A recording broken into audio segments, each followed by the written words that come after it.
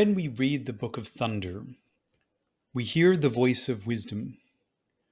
But why would wisdom's voice be identified with thunder? The voice of God in the Hebrew Bible is associated with thunder. In John chapter 12, verses 28 and 29, the Father speaks to Jesus from heaven. The voice is articulate to those who can hear, but the crowd standing nearby only hears thunder. The sound of thunder is also heard in the Gospel of Eve, where a character speaks in a voice similar to thunder, quote, "I am you and you are I, and wheresoever you are, there am I. I am sown in all things, and from wheresoever you will gather me, and gathering me, you gather yourself." In our text, thunder says, "I am she whom you scattered, and you have gathered me together." This voice of wisdom sings throughout the world, and her song goes throughout the earth. But most of us hear wisdom as thunder, a booming, inarticulate noise, because our ears are not attuned to hearing her distinctive voice. She is speaking with fullness of meaning, but we only hear a static rumble.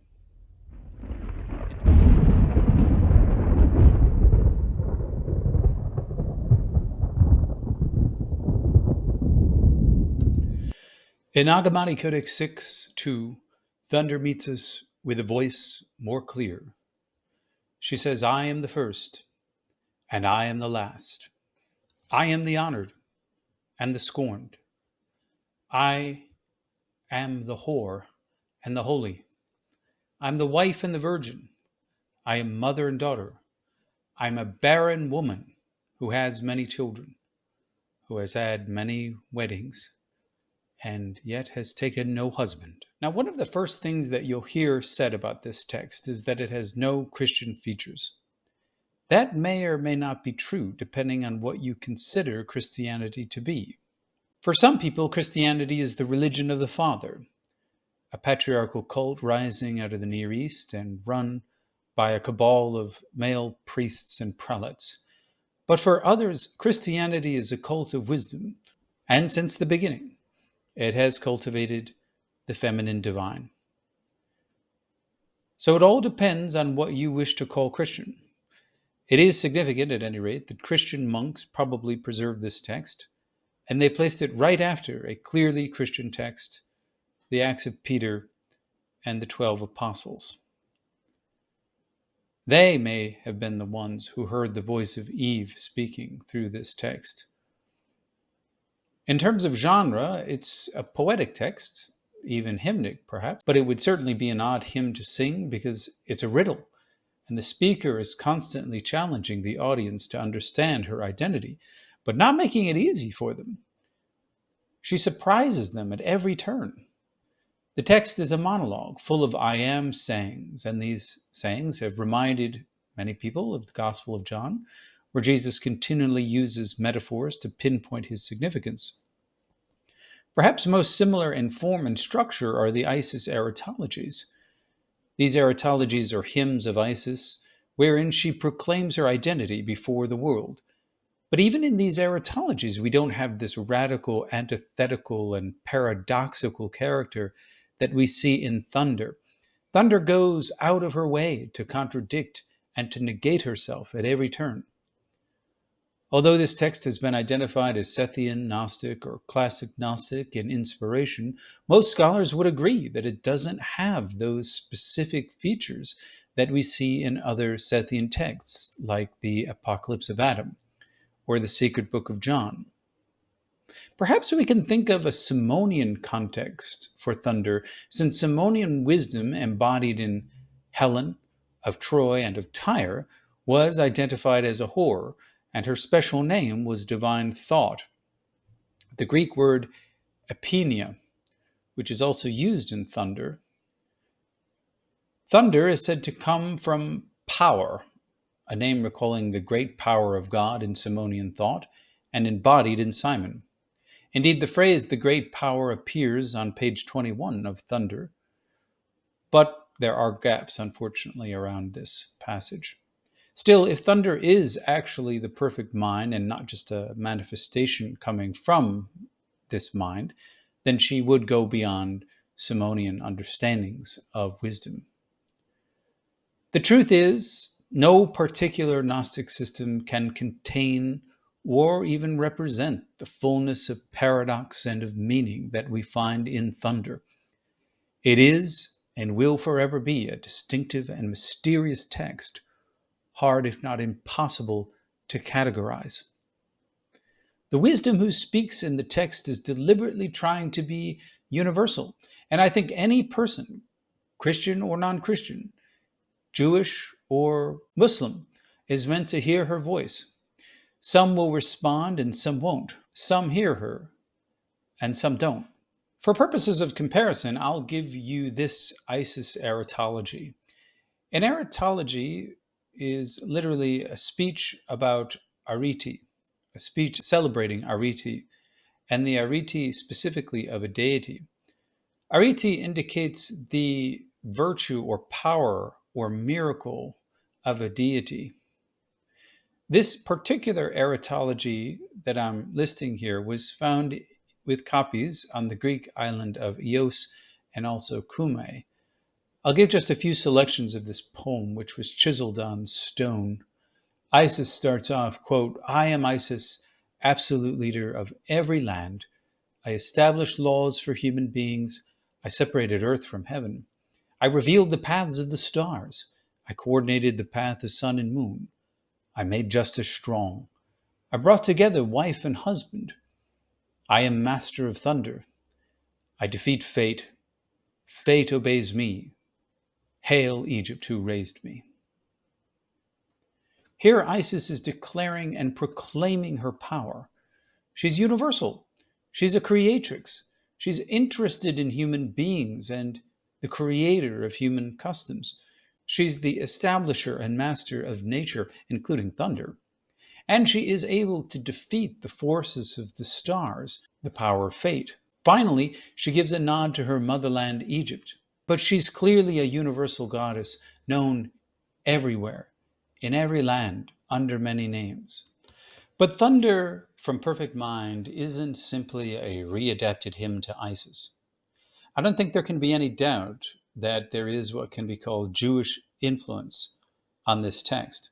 And what I mean by Jewish influence is not necessarily that a Jewish person or even a Christian wrote this poem, but that whoever wrote it was also familiar with the long-lasting tradition of Jewish wisdom with a capital W, or Sophia, and of theorizing about Sophia as creatrix, as God's companion, as the manifestation of God's divine mind and of divine providence.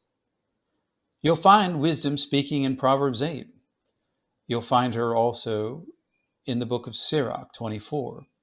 And there's an entire book where she is defined and characterized, namely the wisdom of Solomon. To give but one example from Wisdom of Solomon, chapter 7, quote, "Wisdom is a reflection of eternal light, a spotless mirror of the working of God, and an image of his goodness. Although she is but one, she can do all things, and while remaining in herself, she renews all things. In every generation, she passes into holy souls and makes them friends of God and prophets. For God loves nothing so much as the person who lives with wisdom. She is more beautiful than the sun and excels every constellation of the stars. Compared with the light, she is found to be more radiant. For it is succeeded by the night, but against wisdom, evil does not prevail."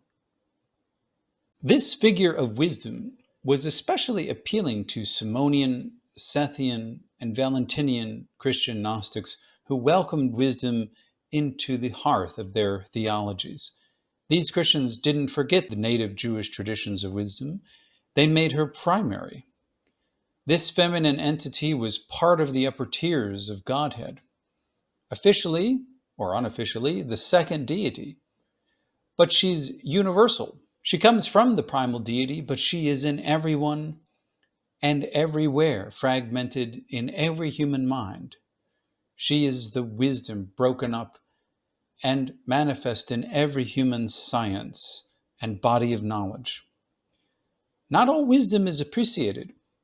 Some wisdom is despised, particularly barbarian wisdom, that foreign and esoteric lore exiled from the ivy gardens of the academy, which I guess are the modern manifestations of the haughty Greeks who upheld their own educational system called paideia. Whoever the wisdom of thunder is, she has far outgrown any narrowly Jewish or Christian identity, but she remains feminine throughout, even though she is in everyone. And as a manifestation of intellect, she can take on male characteristics or characteristics from either gender. But she continually hammers on her feminine identity and her barbarian or foreign identity, which isn't the same as her Jewish identity. But it's to say that she stands outside the normal structures, the prestige of the validated educational system of the day, which was Hellenic wisdom. Although she is, in fact, the best of everything that this education has to offer.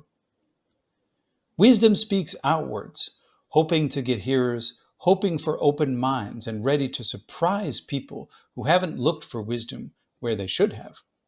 All of this is reminiscent of what Paul says in 1 Corinthians 2-3, where he remarks that he's spreading a mystery, the mystery of the wisdom of God, the true wisdom, not the false wisdom of the Greeks. For to the Greeks, the good news is foolishness, but to those who are being saved, it is the power of God. This kind of paradoxical wisdom might be the starting point for the author of our particular poem, in which case we would have to say that thunder indeed has at least a Christian background.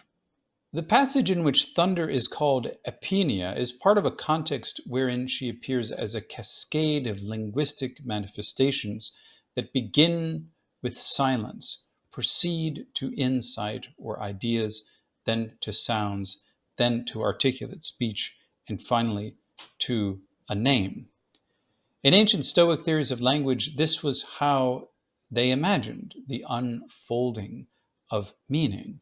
You begin with an unspoken thought, then a sound is uttered, and a differentiated sound or articulated sound takes on the meaning that is represented, the meaning of the thought.